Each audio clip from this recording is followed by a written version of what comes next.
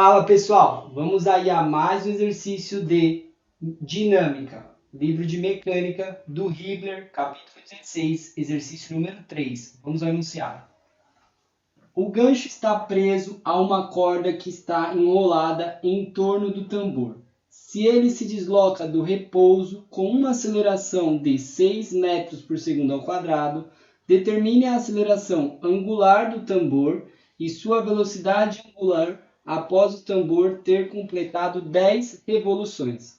Quantas revoluções mais o tambor realizará após ele ter completado as 10 primeiras e o gancho continuar a se deslocar para baixo por 4 segundos? Bom, então vamos analisar aí. Temos duas perguntas aí, duas partes. Primeira coisa ele quer saber aceleração angular, do tambor e velocidade angular. Então ele está procurando qual é o alfa e qual é o ômega. Então primeiro vamos se concentrar nessa parte. Bom, o que ele nos deu aí nessa condição para achar alfa e ômega? Nesse rotacionamento em torno de um eixo fixo. Eles nos deu uma aceleração aqui, ó. E essa aceleração, ela é uma aceleração tangencial, ó. Tá tangenciando aqui em relação ao eixo fixo, tá? Então aqui a gente temos aceleração tangencial. Se temos aceleração tangencial e temos o raio, a gente consegue achar alfa. Por quê? Porque temos lá que aceleração tangencial é igual a alfa R. Ou seja, dessa equação aí, a gente pode escrever que alfa é igual a aceleração tangencial sobre a distância r.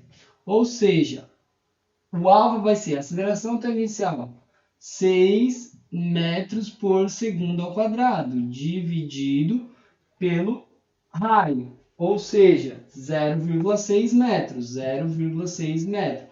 Onde metro vai cortar com metro, vai sobrar adimensional sobre segundo ao quadrado, que é a unidade de aceleração angular. Ou seja, dividindo aí, vamos encontrar 10 rad adimensional por segundo ao quadrado. Ou seja, a aceleração tangencial foi determinada. E agora, para achar a velocidade angular. A velocidade angular é o ômega. Qual é a condição que ele deu? Ele deu após ter completado 10 revoluções. Então, a condição que foi dada foi uma condição angular, uma posição, tá? Ou seja, um θ de 10 revoluções. Então, se ele não deu tempo, deu revoluções, e a gente quer descobrir a velocidade angular, a gente vai utilizar a seguinte equação. Ômega ao quadrado, velocidade angular ao quadrado, é igual a velocidade inicial ao quadrado, mais 2 vezes a aceleração angular, vezes a variação Δθ, tá? Bom, dentro dessa equação, o que a gente tem de informação? A gente precisa calcular o ômega, precisa do ômega inicial. Só que o que ele diz lá? Lá no enunciado ele diz que parte do repouso. Se ele parte do repouso, a velocidade inicial angular é zero. Tá? Então, como que vai ficar? Vai ficar que ômega é igual a raiz quadrada de 2 vezes a aceleração angular vezes um Δθ. Ou seja, calculando aí, vamos ter ômega é igual a raiz quadrada de 2 vezes o alfa, que a gente encontrou de 10 rad por segundo ao quadrado, vou aumentar aqui a raiz, vezes o Δθ, que ele diz que é de 10 revoluções. 10 revoluções. Só que as unidades estão diferentes, ó, rad e revoluções. Temos que deixar na mesma unidade de medida, então vamos converter essa revolução. Quanto vale uma revolução? Uma revolução é uma volta completa na circunferência, ou seja, vale 2π radiano. Então, revolução corta com revolução. Aí vamos ter rad ao quadrado, segundo ao quadrado. Vamos simplificar com a raiz, vai sobrar rad por segundo. Calculando isso daí, vamos ter um ômega exatamente de 35,4 rad por segundo, tá?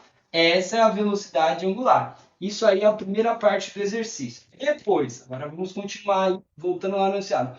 Quantas revoluções a mais o tambor realizará após ele ter completado as 10 primeiras?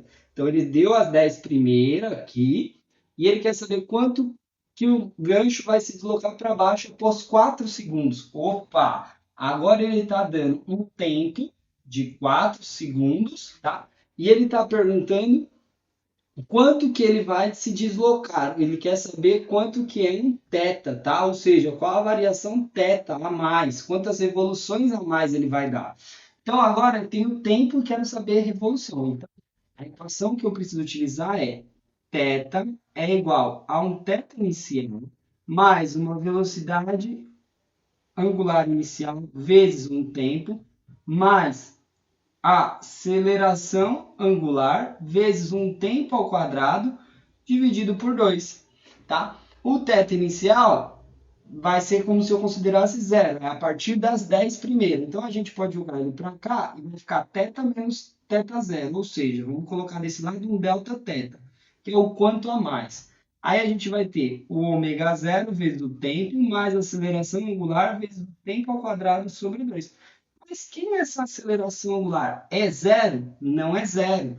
Por quê? Porque ele quer após ele ter completado as 10 primeiras. Quando ele terminou as 10 primeiras, a velocidade angular que ele tem é 35,4 rádios por segundo.